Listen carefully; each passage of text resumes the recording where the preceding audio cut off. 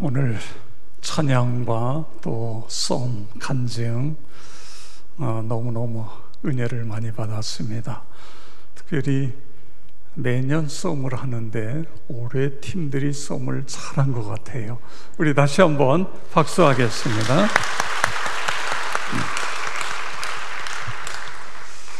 저는 행복한 신앙생활을 하려면 이 사명자 학교를 꼭 해야 된다. 사명자 학교는 우리 지역에 주신 하나님의 선물이다.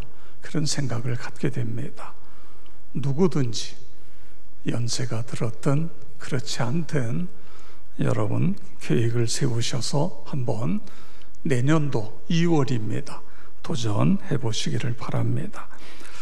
지난 주일 서울신학대학교 주일을 지켰습니다. 제가 한 달에 한 번 저에게 커피 하나 사주시는 것으로 생각해서 나만 먹는 게 아니라 같이 마셔야 되니까 한 달에 10,000원씩 우리가 서울신학대학을 위해서 우리 기부하자 했는데 별로 저하고 커피를 마시고 싶은 생각이 별로 없으신 것 같아요. 여러분의 이름과 전화번호, 직분만 써서 교구 목사님이나 아니면 사무실에다가 주시면 학교에서 연락이 올 겁니다. 그러면 계좌번호 해서 이체하면 되어집니다. 한 달에 10,000원. 이 10,000원이 10,000명이 되면 서울신학대학교가 발전하는 데에 크게 기여할 수 있습니다. 꼭 많은 분들이 참여해 주시기를 바랍니다. 제가 2월 25일 날 이제 출국해서 로마에서 나흘, 피렌체에서 이틀 머무르고, 저희 팀이 원래 토요일 날은 나폴리와 폼페이 유적을 가게 돼 있어요. 근데 저는 주일날 새벽에 헝가리로 가야 되기 때문에 가장 중요한 이 카타콤베와 사도 바울의 순교 현장을 갈 수가 없게 됐습니다.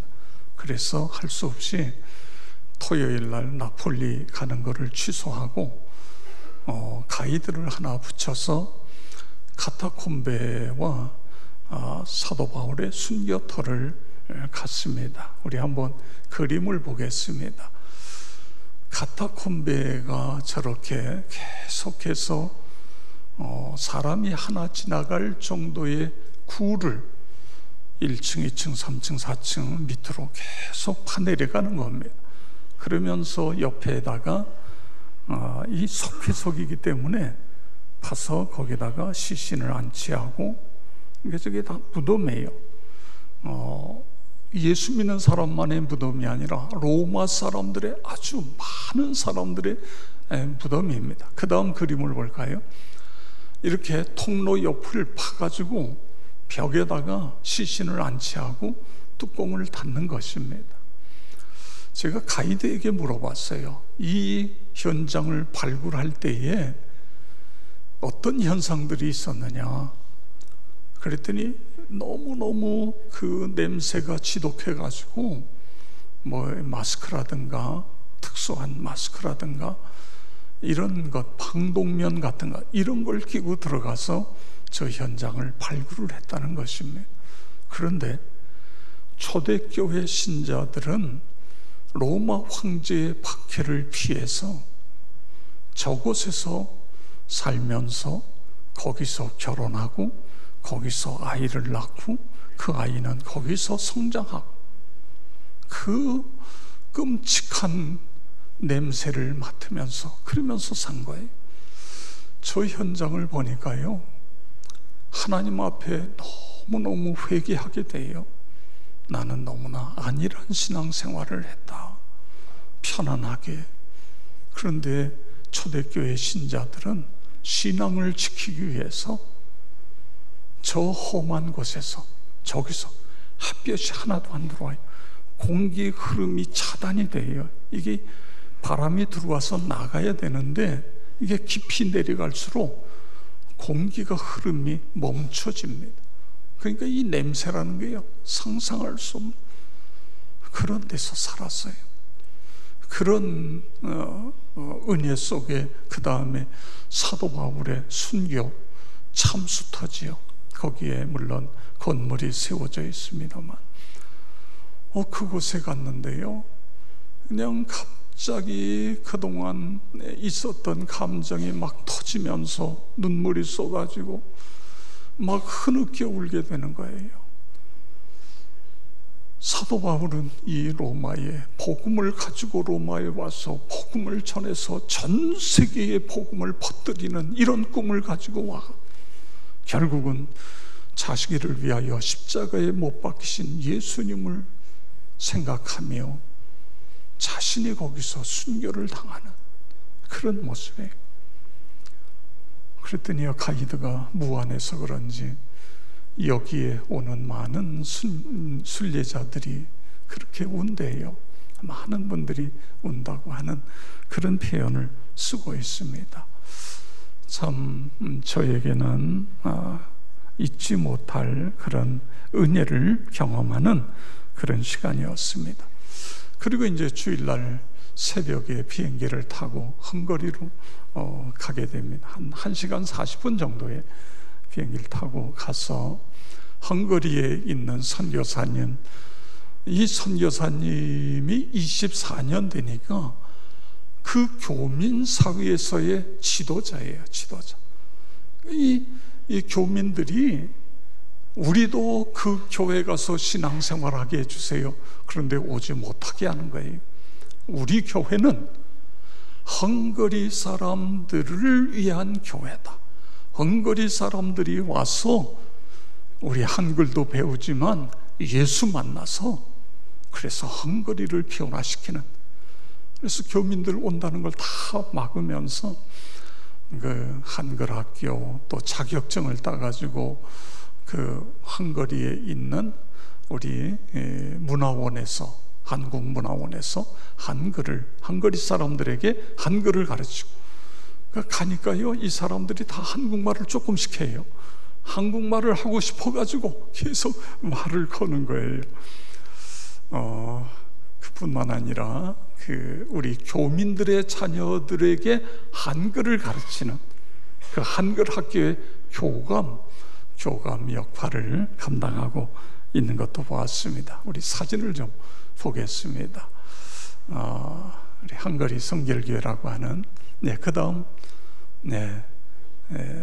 선교사님 내와 사진을 찍었어요. 그 다음 내용이 예배 드리는 광경, 제가 이야기하고 선교사님이 통역을 하고, 그 다음입니다. 우리 헝가리 식구들에게 제가 갈 때 우리 교회가 선교비를 저에게 줘서 맛있는 음식을 좀 대접하고 싶다고. 그랬더니 사모님이 며칠 전부터 저렇게 음식을 준비했어요. 맛있는 불고기도 만들고 잡채도 만들고, 또 이 헝가리 청년들이 떡볶이를 좋아한대요. 그래서 떡볶이도 만들고 잔치를 하는 그런 내용들입니다. 참 놀라운 일들이 일어나고 있다. 한류 열풍을 통해서 한글을 배우려고 하는 사람들이 줄을 서고 있어요. 한국으로 유학을 오겠다. 저기에 있는 청년들 중에는 한국으로 유학을 오는 그런 꿈을 꾸고 있는 청년도 있습니다. 참, 하나님께서 우리 한국을 놀랍게 사용하고 계시구나. 그러면서 저는 선교사님 내일을 보며 일터를 변화시키는 그리스도인, 이런 생각을 하게 돼요. 일터를 변화시키는 그리스도인. 여러분, 우리는 우리의 가정을, 우리의 일터를 변화시키는 그리스도인이 되어야 되는 것입니다. 에드 실버서 목사님 쓴 책 가운데 사업을 위한 기름 부으심이라는 책이 있습니다. 여기에 보면 그리스도인을 네 종류로 분류를 하고 있어요. 첫째는 생존을 위해 살아가는 그리스도인입니다. 그러니까 이런 그리스도인은 일터에서 믿음을 실천하려는 의지가 전혀 없는 사람입니다. 가정생활과 직장생활에서 하나님의 임재나 능력이 전혀 나타나고 있지 않는 것입니다. 기도하지 않는 것입니다. 그냥 부모님이 다니니까 그냥 교회에 왔다 갔다 하는 이런 모습인 것입니다. 두 번째는 평범하게 신앙생활하는 그리스도인입니다. 기독교 학습 방법 중에는 히브리적 그런 학습 방법이 있고 헬라식적 학습 방법이 있습니다. 히브리적 학습 방법이라고 하는 것은 체험이에요. 직접 해보도록 하는 것입니다. 이게 히브리적. 그런데 헬라식이라고 하는 것은 지식을 주입시키고 철학을 집어넣고 이런 것입니다. 이제 AD 2, 3세기에 헬라 학자들이 기독교 세계에 유입이 되면서 논리적이고 프로그램 중심적인 학습 방법이 기독교의 대세를 이루게 되어진 것입니다. 어떻게 보면 우리나라도 이쪽에 가깝다. 이것은 도덕적인 사람을 만들 수는 있지만 예수님을 직접 체험하고 경험하게 하는 데에는 문제가 있다. 그런 이야기인 것입니다. 여러분, 혹시 내가 이 범주에 있지 않는가? 우리는 자기를 살펴봐야 됩니다. 세 번째로는 성령의 능력으로 사는 그리스도인입니다. 매사에 마음을 하나님께로 향합니다. 그분의 뜻을 찾고 그분의 뜻을 복종하는 것입니다. 기도에 힘쓰면서 성령의 임재를 경험하는 것입니다. 성령의 능력을 체험하고 그리고 성령의 음성에 순종하는 것입니다. 사도행전 6장에 보면 7 집사가 선택되어져요. 근데 이 7 집사의 선택의 가장 중요한 핵심 첫 번째 기준이 뭐냐 하면 성령과 지혜가 충만한 사람, 그 다음에 사람들에게 칭찬받는 사람인 것입니다. 성령 충만한 거예요. 그 중에 빌립 집사라는 집사가 있었잖아요. 성령이 충만해서 어려운 사람 돕고 섬기고 봉사하고 또 어떠한 문서를 작성한다든가 이런 일을 하는데 이게 성이 차지가 않는 거예요. 그래서 이 빌립 집사가 사마리아로 내려가서 거기서 예수 복음을 전합니다. 그런데 성령 충만한 사람이 복음을 전하니까 거기에 부흥이 일어나기 시작하는 거예요. 그러면서 기사와 표적이 나타나게 됩니다. 사도행전 8장 5절 6절 다 같이 읽겠습니다. 빌립이 사마리아 성에 내려가 그리스도를 백성에게 전하니 무리가 빌립의 말도 듣고 행하는 표적도 보고 한 마음으로 그가 하는 말을 따르더라. 아멘. 그리고 7절 8절에 가보면 더러운 귀신들이 소리를 지르고 떠나고 많은 중풍병자와 장애자들이 고침을 받게 되어지는 것입니다. 그래서 성 안에 큰 기쁨이 있더라, 이렇게 표현하고 있어요. 그런데 26절에 가서 보면 갑자기 하나님의 사자가 빌립에게 나타나서 예루살렘 길에서 가사로 가는 길까지 남쪽으로 가라는 것입니다. 지금 빌립은 사마리아에서 부흥을 일으키고 있는데 예루살렘에서 가사로 가는 그 길로 남쪽으로 가라는 거예요. 여러분, 성령 충만하기 때문에 빌립은 아멘 순종하고 갑니다. 결국 에티오피아의 국고성을 에티오피아 여왕 간다기의 국고성을 만났던 내시를 만나서 복음을 전하고 그에게 세례를 베푸는 그런 모습을 볼 수 있는 것입니다. 이것이 성령의 능력, 성령의 음성에 순종하며 살아가는 사람의 모습인 것입니다. 오스 힐먼이 쓴 일터사역이라는 책이 있는데 여기에 더그라는 사람을 소개하고 있습니다. 더그가 여러 가지 일로 인해서 비행기를 자주 타요. 근데 이제 그날도 비행기를 타서 자리에 앉습니다. 비행기가 뜨기 전인데 방송이 흘러나와요. 더그씨는 1등석으로 오시기 바랍니다. 그러는 거예요. 그래서 스튜어디어스가 와서 자기를 1등석으로 안내하는 거예요. 이런 경우가 처음이에요. 자기는 1등석에 앉아보지도 않았고, 그런데 1등석으로 오라는 거예요. 그래서 1등석에 앉아서, 하나님, 왜 나를 1등석으로 보냈지요? 그 이유가 뭡니까? 그리고 옆을 보니까 옆에 앉아있는 사람이 옷을 잘 차려입어 있어요. 상당한 성공을 이룬 그런 사람으로 보이는데 왠지 초조함이 역력해요. 그래서 하나님께 기도합니다. 하나님, 내 옆에 있는 사람 어떤 사람이죠? 왜 나를 이 자리로 보내셨죠? 그런데 그때의 순간적으로 재정이라는 단어와 투자 정보 서비스라는 용어가 딱 떠오르는 거예요. 그래서 옆에 있는 분에게 혹시 실례지만 투자 정보 사업을 하고 계십니까? 그렇게 물어봤어요. 그랬더니 이분이요, 깜짝 놀라면서 그걸 어떻게 하셨어요? 이번에는요, 더그가 놀란 거예요. 자기가 기도했는데 하나님께서 이걸 그렇게 단어를 통해서 이분이 뭘 하는지를 가르쳐 주셨잖아요. 그래서 제가 하나님께 제 옆에 앉아 계신 분이 뭐 하는 분이냐고 제가 기도했더니 하나님께서 그렇게 말씀하셨습니다. 그랬더니 이번에는 옆에 있는 사람, 아니, 하나님이 그런 것도 가르쳐 주십니까? 세상에 어떻게 그런 일이 있죠? 그러면서 서로 대화가 시작이 되고, 나중에 비행기에 내릴 때쯤 돼서 이분이 물론 예수님을 구주로 영접하지는 않았지만 굉장히 이 예수에 대한 복음에 대한 굉장한 관심을 갖게 되고, 앞으로 이분이 예수를 믿을 것 같다, 이제 그러고 내렸다는 것입니다. 이분은 자산 규모가 320억 달러 달하는 세계적인 투자 정보 회사의 CEO였다는 거죠.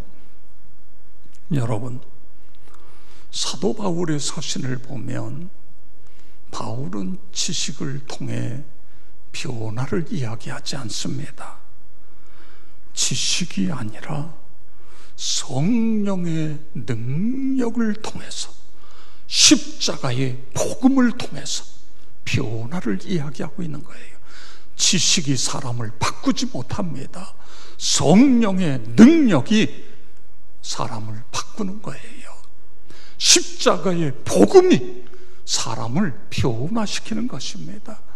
우리가 하나님 앞에 기도하면서 하나님, 성령으로 충만함으로 변화된 삶을 살아가게 해 주시오. 그래서 네 번째 사람은 이 성령의 충만함을 통하여 일터를 변화시키는 그리스도인이라는 것입니다. 성경을 보세요. 성경은 우리에게 기도할 것을 계속 명령하고 있습니다. 그런데 기도가 목적이 아니에요. 기도함으로 말미암아 주님을 만나고, 주님을 만남으로 말미암아 우리의 삶이 변화되어지는 것입니다. 이게 목적인 거예요. 성경은 우리에게 성령 충만하라고 명령해요. 그런데 성령 충만이 목적이 아닙니다. 성령 충만함으로 말미암아 내 가정과 일터를 변화시켜서 우리가 살아가는 이 세상을 하나님 나라로 만드는 것, 이것이 성경이 우리에게 주시는 목적인 것입니다. 요한복음 20장 21절에서 23절에 우리 다 같이 함께 읽겠습니다. 아버지께서 나를 보내신 것 같이 나도 너희를 보내노라. 숨을 내쉬면서 성령을 받으라. 너희가 누구의 죄든지 사하면 사여질 것이요 누구의 죄든지 그대로 두면 그대로 있으리라 하시니라. 아멘. 부활하신 예수님께서 제자들에게 나타나셔서 처음 하신 말씀이에요. 여기 성령을 받으라는데 앞뒤에 어떤 내용이 있죠? 앞에 보세요. 아버지께서 나를 보내신 것처럼 나도 너희를 보낸다. 이 보냄의 사명을 감당하기 위해서는 우리는 성령의 충만을 받아야 된다는 것입니다. 그리고 뒤에 있는 내용이 뭐지요? 너희가 누구의 죄든지 사하면 사여질 것이요. 우리가 성령 충만함으로 말미암아 죄를 사하면서 우리의 공동체를 평화의 공동체로, 사랑의 공동체로 만들기 위해서 성령 충만함을 받으라는 것입니다. 성령 충만할 때에 우리의 가정이 변화될 수 있습니다. 우리의 일터가 변화되어질 수 있는 것입니다. 성경에 보면요, 신약 성경에 보면 예수님은 구원이라고 하는 단어보다는 하늘나라라고 하는 단어를 훨씬 더 많이 사용하셨어요. 70번 이상 하늘나라에 대한 말씀을 하셨습니다. 왜 그래요? 성령께서 우리의 마음에 오시면 우리 마음이 하늘나라가 되고, 우리 가정에 임재하시면 가정이 하늘나라가 되고, 교회에 오시면 교회가, 우리의 일터에 오시면 일터가 하나님 나라가 되어지기 때문에 그런 것입니다. 성경의 인물을 보시기 바랍니다. 그들은 가정과 일터에서 그 가정과 일터를 변화시키는 그리스도인으로 살아간 사람들입니다. 저는 특별히 다니엘을 생각을 했습니다. 유다 나라가 망했어요. 그래서 많은 사람들이 포로로 끌려가요. 다니엘도 포로민의 자녀인 것입니다. 노예나 다름이 없어요. 그런데 이 바벨론의 왕이 자기를 섬기기 위해서 이 소년들을 모집하는 거예요. 소년들, 똑똑하고 지혜롭고 이런 소년들을 모집하는데 거기에 다니엘과 세 친구도 들어갔어요. 그 중에서 뽑히는 거예요. 뽑혀야 돼요. 여기 뽑혀야, 그래야 그 앞길이 열려요. 뽑히지 않으면 아무 소용이 없어요. 뽑혀야 되는 거예요. 여러분, 그런데 그런 상황 속에서 다니엘이 뜻을 정했다. 뜻이 정한 게 뭐죠? 왕이 내려주는 음식을 거부하고 하나님이 기뻐하시는 음식을 먹기로 뜻을 정했다는 거예요. 그 자리가 어디라고? 그런데 뜻을 정했어요. 우리 성경을 1장 8절을 보시기 바랍니다. 다니엘은 뜻을 정하여 왕의 음식과 그의 마시는 포도주로 자기를 더럽히지 아니하리라 하고 자기를 더럽히지 아니하도록 환관장에게 구하니. 아멘. 다니엘은요, 사람을 본 것이 아니라 하나님을 바라봤어요. 사람을 기쁘게 하는 것이 아니라 눈에 보이지 않는 하나님을 기쁘게 했던 것입니다. 그랬더니 그 하나님 다니엘과 함께 하세요. 이런 상황 속인데 뽑혀요. 그래서 왕을 아련하고 왕을 섬기는 자리에 다니엘과 세 친구가 들어가게 되잖아요. 그 다음에 2장에 가서 보니까 다니엘은 문제가 있을 때마다 기도해요. 혼자 기도하는 게 아니라 자기 친구들에게 함께 기도를 요청하고 더불어 함께 기도하는 그런 내용이 2장에 나와요. 6장에 가서 보니까 오늘 1, 2, 3절 그리고 4절에 보면 다리오가 왕이 된 다음에 이 제국입니다. 이 파사, 페르시아 제국이 된 거예요. 이제 바벨론은 망하고 페르시아 120개의 지역으로 나눠서 우리로 이야기하면 도지사처럼 120개의 도지사 나라를 다스리는데, 이 나라를 다스리기 위해서 3명의 총리를 세웁니다. 그런데 이 3명의 총리 가운데에 왕이 가만히 보니까 다니엘은 마음이 민척하고 실력이 뛰어나요. 그래서 이 3명의 총리 가운데 다니엘을 가장 선임 총리, 제2의 총리로 딱 세우려고 마음을 먹었어요. 그런데 이걸 들켰네. 다른 총리들과 다른 밑에 있는 사람들이 다니엘을 제거하자, 그래서 음모를 꾸미잖아요. 이걸 다니엘이 알면서도 집에 가서 창문을, 예루살렘을 향하여 창문을 열고 하루에 3번씩 기도하다가 결국은 사자의 굴 속에 떨어지게 되어집니다. 굶주린 사자 굴 속에. 사자 밥이 돼야 돼요. 그런데 여러분 어떻게 됐죠? 사자의 밥이 되지 않았어요. 근데 저는요, 이 내용을 보면서 세상에 다니엘이 사자굴 속에 떨어지면 왕은 어떻게 돼요? 사자밥이 되면 다른 사람을 총리로 세우면 되지, 이러면 끝날 텐데, 그런데 그렇지가 않습니다. 6장 18절에서 20절 우리 다 같이 함께 읽겠습니다. 왕이 궁에 들어가서는 밤이 새도록 금식하고 그 앞에 오락을 그치고 잠자기를 마다하니라. 이튿날에 왕이 새벽에 일어나 급히 사자굴로 가서 다니엘이 든 굴에 가까이 이르러서 슬피 소리질러 다니엘에게 묻되, 살아계시는 하나님의 종 다니엘아, 내가 항상 섬기는 내 하나님이 사자들에게서 능히 너를 구원하셨느냐 하니라. 아멘. 내가 사자굴 속에 떨어졌을 때에 누가 밤잠을 자지 못하고 금식하면서 애걸복걸하다가 새벽에 달려와가지고, 준성아, 네가 믿는 하나님이 너를 지켜줬니? 이럴 사람이, 물론 가족은 그렇게 하겠지요. 그런데 가족이 아닌 다른 사람이 이런 일이 있을 수 있을까? 이런 생각이 들더라고요.